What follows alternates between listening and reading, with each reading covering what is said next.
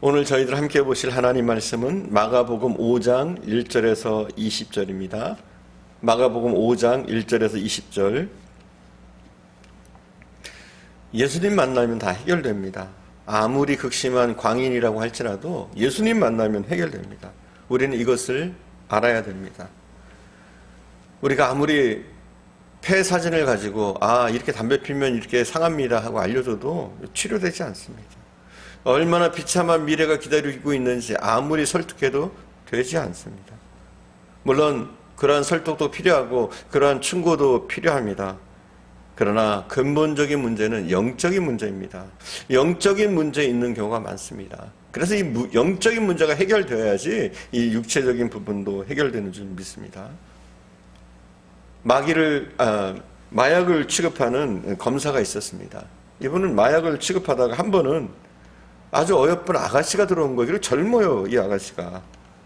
그 내용을 파악해 보니까 이 사람이 마약을 대량으로 사다가 파는 사람은 아니고 이 마약상으로부터 약간의 마약을 사가지고 이걸 되파는 그런 일을 하고 있는 아가씨였어요.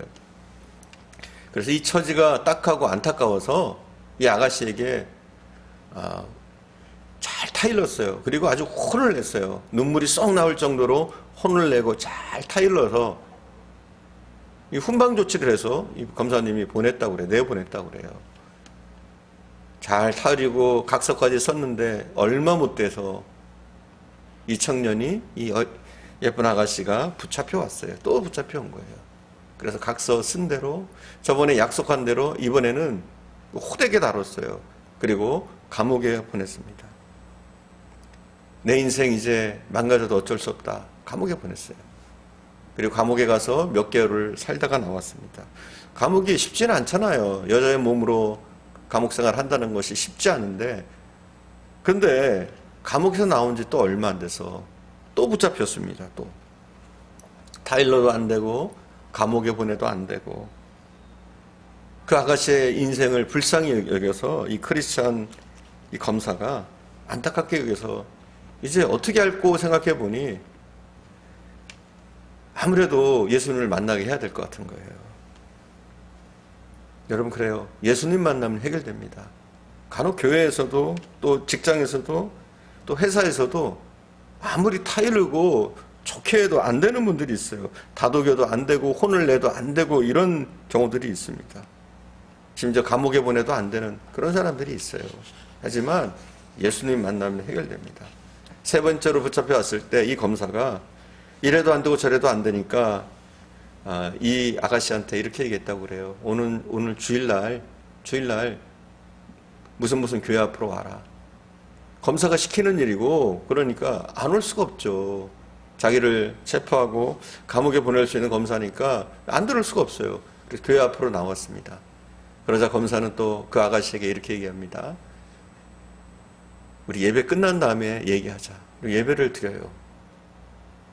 전혀 예수를 모르는 사람이 예배 드리기가 쉽겠어요? 하지만 반강제로 처음엔 예배 드리기 시작하는 거예요. 그러다가 하루, 이틀, 사흘, 나흘, 열흘, 변화가 없는 것 같이 보여요. 그러다가 3개월, 또 한 6개월쯤 됐을 때, 그때 심경의 변화가 일어나는 것이 느껴지는 거예요. 이 검사님이 그 아가씨의 변화를 보게 된 거예요. 이제 되어 가는구나. 이렇게 생각했을 때쯤, 한 1년쯤 지났을 때, 이 자매가 이 검사님에게 얘기하는 거예요. 검사님, 제가 세례를 받고 싶습니다. 이제 회개하고 주님의 자녀로 살고 싶습니다. 하나님의 자녀로 살고 싶습니다. 그래서 세례를 받고 신앙 고백을 하고 세례를 받았습니다. 그리고 자신의 살아왔던 인생을 후회하는 거예요. 제가 돌이켜보니까 제가 참 나쁜 사람이었던 것 같아요. 이 마약을 팔면 다른 사람들이 어떤 피해를 입고 어떤 고통을 당한다는 걸 뻔히 알면서 어떻게 되는 줄 알면서도 돈 때문에 돈에 환장을 해서 내가 그런 악한 일을 저질렀다고 울면서 회개를 했습니다. 그 회개하는 모습을 보면서 검사님이 이런 제안을 했어요. 아무개야, 하나님이 너를 쓰시려고 부르신 것 같아. 내가 검사지만 아무리 내가 타이르고 또 윽박질러도 마약 딜러들이 이게 고쳐지지가 않아. 계속 또 범죄에서 들어오고 범죄에서 들어오고, 내가 말하면 콧방귀도 끼지 않아. 그런데 아마 경험했던 네가 그 사람들에게 얘기하고 타일르면 그분들이 들을 거야. 그래서 이 아가씨가 이제 마약을 이제 취급하다가 걸린 사람들, 그 사람들을 이제 만나는 거예요. 만나서 예수를 전하는 거예요. 그리고 자신의 얘기도 하고 자신의 아픔도 얘기하고 이러면서 사람들을 설득하니까 예수께로 돌아오는 사람이 많은 거예요. 어찌됐건 몇 개월이 됐건 몇 년이 됐건 예수를 만나기만 하면 이 사람들이 변화되는 거예요. 아무리 타일러서 깨닫게 해도 안 돼요.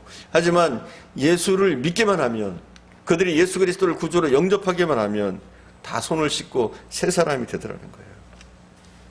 여러분, 사람의 힘으로는 불가능할 때가 많습니다. 인간의 힘은 한계가 있어요.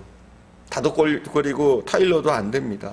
야단쳐도 안 돼요. 혹독한 시련을 줘도 안 됩니다. 그러나 예수님을 만나게만 하면 그 인생이 변화될 수 있는 거예요. 여러분, 여러분의 남편, 또 아내, 자녀들이 이렇게 예수님 만나고 변화되는 삶, 온전한 삶을 살게 되기를 간절히 축원드립니다. 인간의 힘으로 안 되는 거예요. 이게 육체적인 것만 아니라 영적인 거라는 사실을 다시 한번 명심하시기를 바랍니다.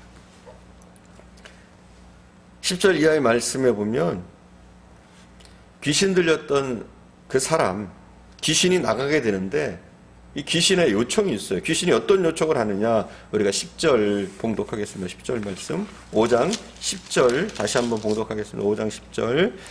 자기를 그 지방에서 내보내지 마시기를 간구하더니, 뭐라 그래요?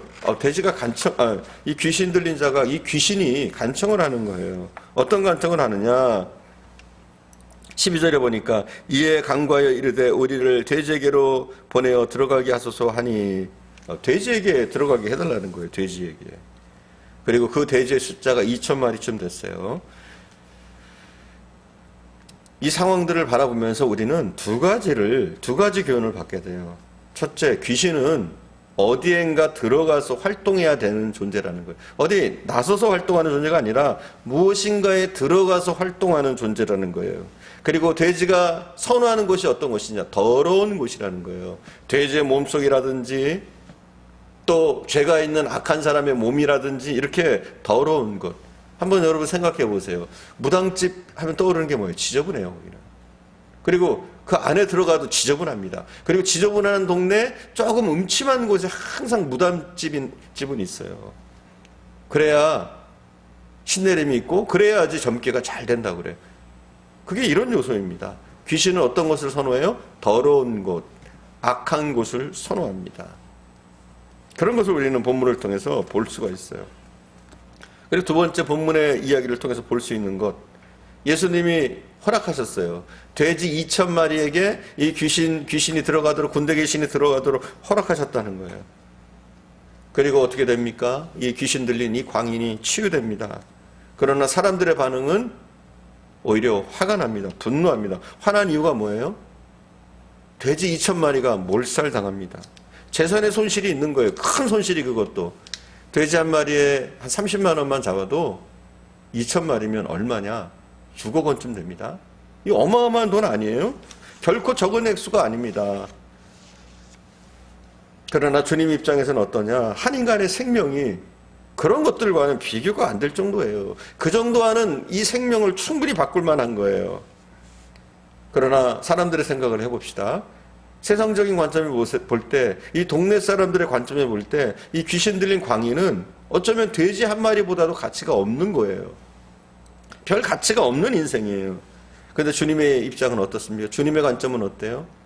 돼지 2,000마리는 아무것도 아닌 거예요. 이 한 영혼, 귀신 들린 한 영혼, 군대 귀신 들려서 통제가 안 되는 이 한 영혼이 너무나 중요한 존재인 거예요. 어떤 신학자들은 이렇게 얘기합니다. 예수님께서 이렇게 귀신에게 허락하신 이유, 2,000마리에게 들어가게 하신 이유, 그 2,000마리를 몰살시킨 이유가 무엇이냐? 당시의 사회를 심판한 것이라는 거예요. 당시의 사회를. 어려움 당하고 있는 이웃, 고통 당하고 있는 이 광인의 아픔을 돌아보지 않는, 영혼에 관심이 없는 그 당시 사회를 하나님이 심판하신 거라는 거예요. 잃어버린 영혼에 대한 관심은 없고 오직 돈, 재산을 증식하는데 거기에만 관심을 갖는 그들을 심판하신 거라는 거예요. 여러분, 오늘날도 비슷하지 않아요? 우리가 더 영혼에 관심을 가져야 되는데, 생명에 관심을 가져야 되는데 거기에 관심이 없는 경우가 많아요. 간혹 교회들을 봐도 그래요. 교회라는 곳은 어떤 곳입니까? 그 어떤 곳보다도 영혼을 아끼고 사랑하고 존중하고 그 영혼들을 변화시켜야 될 책임이 있고, 그것이 교회의 목적 가운데 하나입니다. 교회의 가장 중요한 목적이라고 볼 수 있어요. 영혼을 구원하는 것. 그런데 영혼에 관심이 없습니다. 오히려 돈에 관심이 있고요, 땅에 관심이 있습니다. 하나님이 통탄을 노르시죠.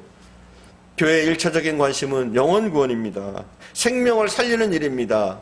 또 일꾼들을 길러내는 일이고 제자를 양성하는 것, 그게 교회가 해야 될 일입니다.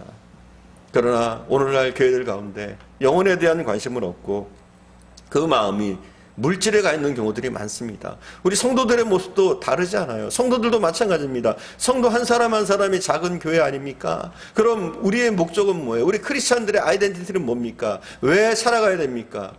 우리는 영혼에 관심을 가져야 돼요. 물질에만, 출세에만, 여기에만 관심을 갖는 것이 아니라 우리가 크리스찬이라면, 부르심을 받은 자들이라면 한 영혼 한 영혼 소중히 여기고 생명을 살리는 그 일에 우리도 더 관심을 가지고 집중해야 됩니다. 여러분, 생명을 살리십시오. 영혼에 관심을 가지십시오. 그리고 생명을 살리는 분들이 되어줄 수 있기를 간절히 축원드립니다. 기도하겠습니다.